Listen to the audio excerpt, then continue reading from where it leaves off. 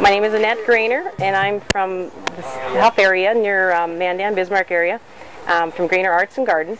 And we've been at this for about 20 years. It's a good, fun event for family and friends to get together and grow things for yourself and also for others, and have the appreciation of what we can do here, you know, in the country. It's a lot of work. It's not something that anyone can just do. It's something that you have to enjoy. And thank God it's seasonal, because it is very hard on we enjoy being around people and showing them what's out there.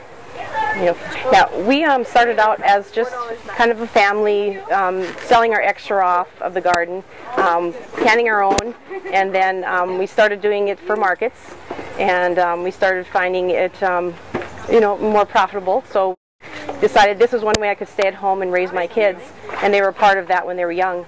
And so we just kept with it, and it got bigger and bigger. And my sister and I had those guys, you know, come in. They're involved with it now too, so we have a little bit bigger market. And I'm Kim Landis, and too, we do a lot of orders now, just people ordering produce.